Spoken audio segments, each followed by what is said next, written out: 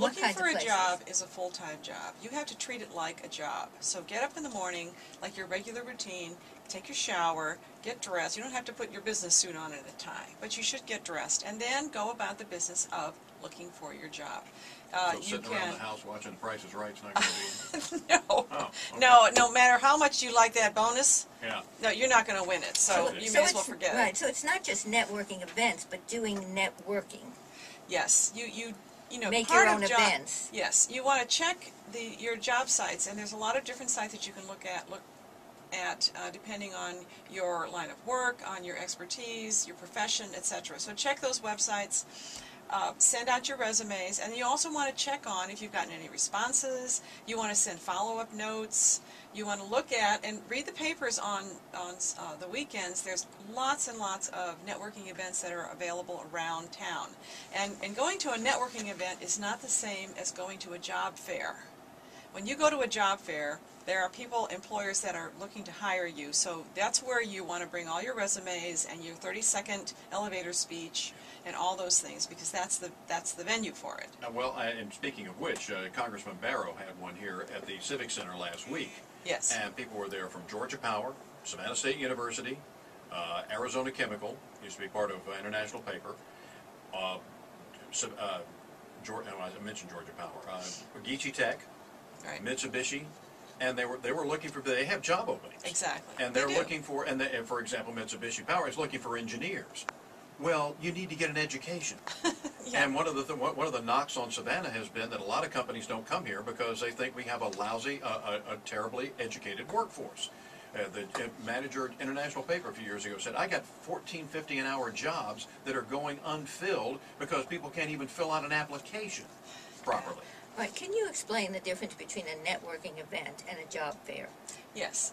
A job fair, like I said, is a place where you're going to go, as Bill was saying, they have all of these employers there. They are looking for people. They are ready to hire, and they're looking for good applicants. So as a job seeker, you want to come with your polished resume, absolutely perfect, no jelly stains from breakfast, no creases, and you want to have your elevator. Word spelled correctly is a good idea. Right. Yeah. You know, go through spell check, and spell check doesn't, No. spell check, you Spell have to check's still not have gonna to know how to spell the word so that you can pick the right one out of the list. Right. So you might have a homonym in there. You might have T-H-E-R-E instead of T-H-E-I-R. Exactly. Spell check isn't going to catch that. Exactly. No. It's not going to catch a lot if of it's the a real grammatical word, it's errors. going to leave it alone, Yeah. even though it doesn't fit in the Correct. context. So you Correct. really have to be, and have somebody else read your resume for you. Have someone look it Yes. over.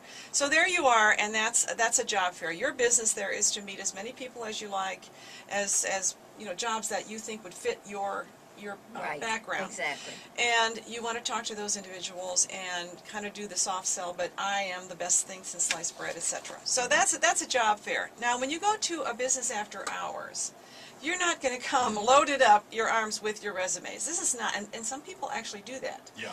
And so it's a good turnoff social right there. Yeah. event for business people looking to make connections, just to meet new people. So you want to go there with. Now, if you want to have a few resumes tucked in your portfolio that you've got with you, that's great, but you're not Somebody going to have asked them for on your arm. The other thing you would need to do is you need to have a card, like a business card. And you can get these for free. I looked on the web this morning. There's a company called Vistaprint will give you 500 free business cards.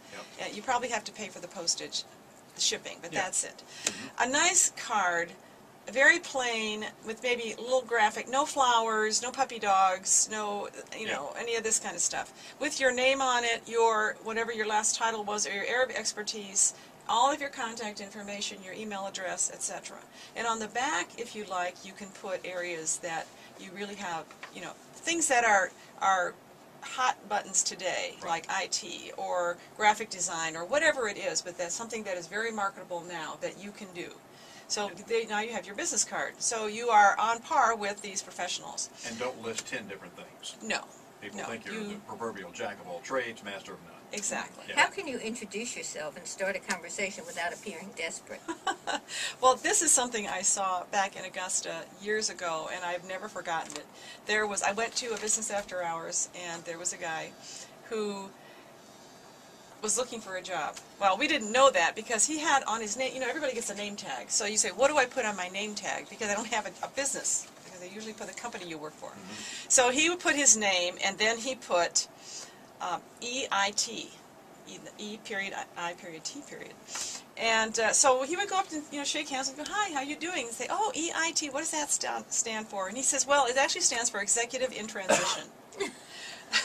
And neat. it was a cute way of saying, get the it doesn't say I'm not, I'm looking, and everybody would laugh because it was funny. So right away you've got a friendly, relaxed atmosphere, and you can start talking about, say, "Oh my gosh, so what kind of job are you looking Good for?" icebreaker.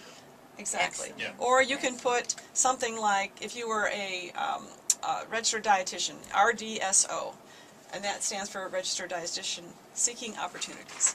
So make it, Right. make it fun, and then don't just use your elevator speech, because a lot of times elevator speeches don't really make a lot of sense.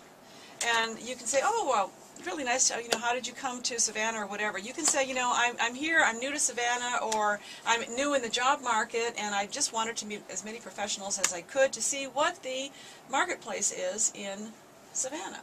So you don't want to jump in and say, "Oh, I'm looking for a job. Do you know if anybody's got a job?" Because right away you're desperate. So then after you have a conversation, you have a business card to give them, very professional. They have all your contact information, something they can hand off to someone else. And do a lot of listening. Do a lot of listening. Find out as much as you can about what's Very good. going on. Thank you, Mary.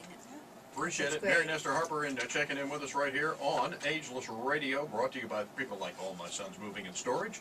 You can find them at allmysons.com. And Brighter Day Foods, you can find them at brighterdayfoods.com, or at the south end of Forsyth Park. That's where the tennis courts and some of the free parking is. We don't like to mention free parking a lot because it might give the city too many ideas.